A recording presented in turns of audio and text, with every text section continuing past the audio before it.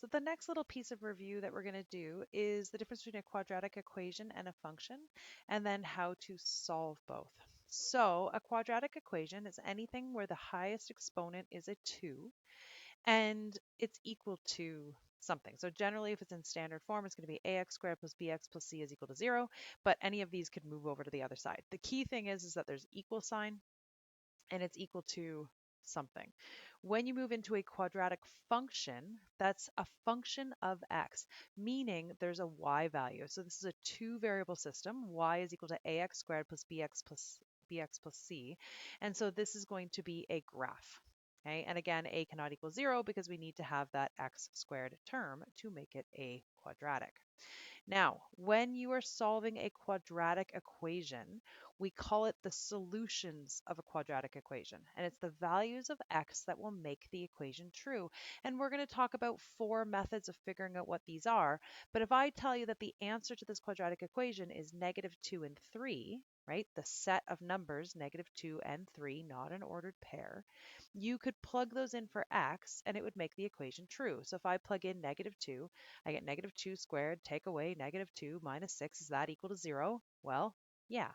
So left side is equal to right side. If I was to check 3, again, I plug it in. I end up with 9 minus 9, which is 0. So again, left side is equal to right side. So both of those values of x make the equation true. They are the solutions to the equation. When we switch to the word function, so a quadratic function, we are going to be finding the zeros of the function. So there's these two key words. When you're solving an equation, you find the solutions of the equation. For a function, we can find the zeros of the function. Now, the zeros of the function are the x-intercepts. They're the values of x that make y equal to 0. So is there really any difference between the zeros of a function and the solutions of an equation? No, right? The only thing is how we kind of interpret it. When we solve an equation, we're looking for the values of x that'll make it true. When we find the zeros of a function, we're finding the x-intercepts. In other words, we'd be finding where the graph crosses the x-axis. And for this picture, it crosses at -2 and 3. So what am I trying to get across from this is that it doesn't matter if the question on a test or in your textbook asks, find the solutions to the equation or the zeros of a function, you're going to be doing the same thing. Now, what we're going to do is just review the four methods of how to solve a quadratic equation or find the zeros of a function. The method that we're going to talk about first is the principle of zero products. In other words, factoring. So if I ask you to solve by factoring, I like to call this the zero factor property. In other words, you have to set the equation equal to 0, and then you're going to factor it, and then you set each factor equal to 0, and you solve. So if you look at this one here, it's already in factored form. It's two things multiplying together. The original quadratic equation would have been x squared minus 2x is equal to 0. We've greatest common factored out an x, and we're left in this factored form. To solve this, you're going to set each factor equal to 0. So x is a factor and x minus 2 is a factor. And then you're going to solve. So x equals 0 is a solution. X minus 2, you're going to add 2 to both sides, and you're going to end up with x is equal to 2. So the solutions to this quadratic equation would be 0 and 2. In other words, those are the two values for x that when I plug them in will make the equation true.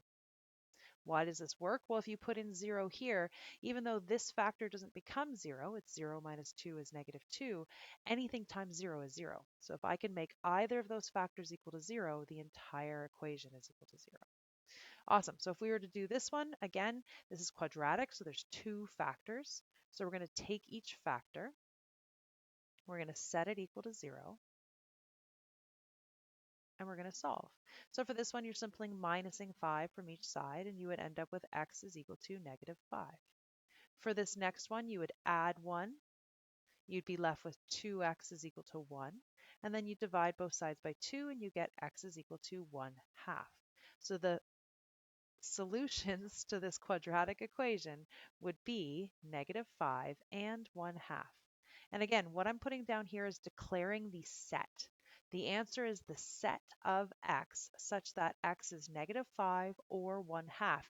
You can sometimes write that, like the textbook sometimes writes this as a really big long sentence. So it'll say something like the set of x such that x is -5 1/2. It's just different ways of just expressing the answer. I mean, technically, if you just wrote those two, I'd be like, okay, sweet, you found the two solutions. Okay, so just getting aware of the different ways solutions can get expressed. So now what we're going to do is start from scratch. So these ones aren't factored. So you have to factor it. Now, when you look at this question first, I said that in order to factor, you should set it equal to 0. So let's add 18 to each side. I get 8x squared minus 24x plus 18 is equal to 0. Now, hopefully you're all looking at this and seeing a trinomial, and so you're thinking AC method, but hopefully everybody's seeing first that it's multiplied by something. Is there a greatest common factor that I could take out first? So when you're factoring, you always want a greatest common factor first. And in fact, I can take out a 2. Now, here's the thing where people get frustrated with math because they're like, sometimes you can and sometimes you can't. This is an equation. What I do to one side, I'm allowed to do the other side. I can rewrite this as 4x squared minus 12x plus 9 is equal to 0. That's totally fine. But there's some circumstances where you're actually not allowed to get rid of a common factor. In other words, you'd want to write it out front. So if in doubt, leave it out front. But I will say that this one's allowed. Let's just go back up to this one for a second. When we had a question like x squared minus 2x is equal to 0, there is a greatest common factor of x, but we would never divide both sides by x. Can you think of why? So if I was to divide everything by x, I'd be left with x minus 2 is equal to 0, and I would get x is equal to 2. But we know that the solutions are 0 and 2. If I plug 0 into this original equation, it makes it true, just like plugging in 2 makes it true. So why can I not divide by x? Well, you're never allowed to divide by a variable. And the reason why is that if you divide out a greatest common factor that's a variable, you're actually getting rid of part of the solution. So if it's a variable, you have to greatest common factor. If it's just a number, you're allowed to divide. So if that's too confusing for you to remember when you can and when you can't, don't ever do the division, right? Just greatest common factor and write it out front, and then you're always going to be safe. Now, if we keep factoring this, right, this is a trinomial, I'm looking for two numbers that multiply to give me 36 and add to give me -12. That's going to be -6 and -6. If anybody's been paying attention to those essential skills videos, maybe you recognize that this is a perfect square trinomial. So I can go straight to 2x minus 3 all squared. If you can, great. If you can't, you're going to do the full AC method. So you are going to split up that middle -12x into -6x and -6x. See how this 2 is just coming along for the ride? And then I'm going to greatest common factor out of 2x from the front and a -3 from the back. And then I end up with 2 times 2x minus 3 times 2x minus 3, which is just 2x minus 3 all squared. So then to solve this, whoops, not too sure why that happened.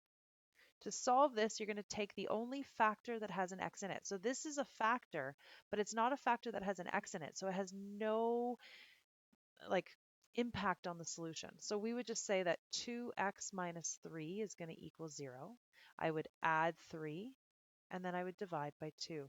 And I would get that this equation only has one real solution at x is equal to 3/2. So there's only one value of x that's going to make that equation true.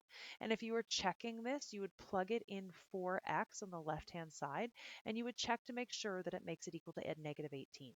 Right? So you go 8 times, I would probably do 1.5 squared minus 24 times 1.5, and I would get -18. Awesome. All right, what about this one?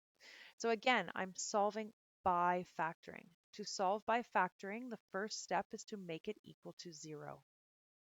Then you're going to factor. This is a difference of squares, so it's going to factor to x minus 9, x plus 9. And then I'm going to set each factor equal to 0 and solve. X minus 9 is equal to 0. X plus 9 is equal to 0. For this one, I'm going to add 9 to both sides. I get x is equal to 9. For this one, I'm going to subtract 9 from both sides, and I get x is equal to negative 9. So my solution set for that question would be plus or minus 9.